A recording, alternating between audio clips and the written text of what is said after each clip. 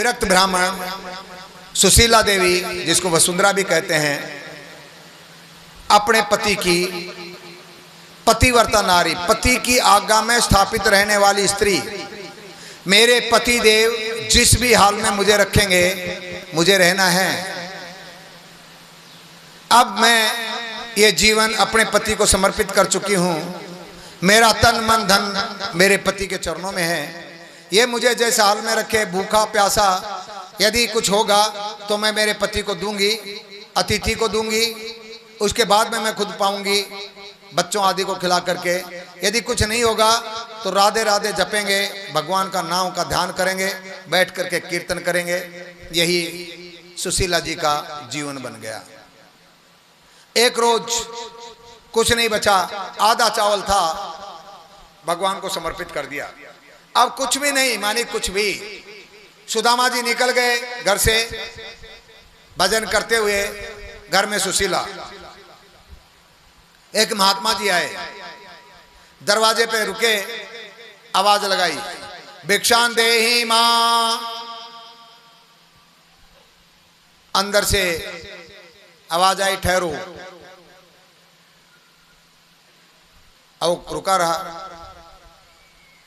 देखो, हमारे यहां सनातन धर्म में एक नियम है, किसी भी भिक्षा मांगने वाले को एक गाय दोहन तक किसी दरवाजे पे खड़े रहने का आदेश है।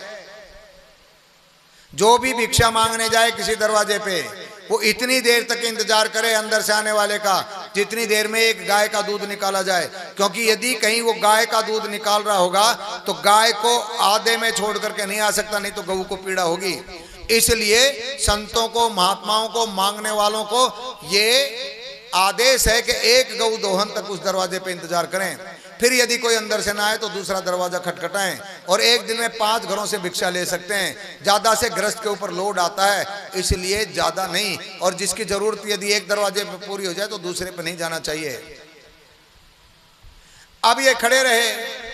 सुशीला ने सोचा चले जाएंगे, लेकिन इन्होंने फिर आवाज लगाई। अब सुशीला आई दरवाजे पे, क्योंकि सामने कोई महात्मा है, तो दरवाजे के पीछे खड़ी हो गई और दरवाजे पे खड़ी होकर के विचार किया, पति देव की इज्जत के ऊपर कोई बट्टा ना लगे, क्योंकि मांगने वाला आया है दरवाजे पे, और यदि मैं इसको कुछ ना दूं तो फिर मेरे पति का नाम, मेरे पति का धर्म कलंकित हो जाएगा।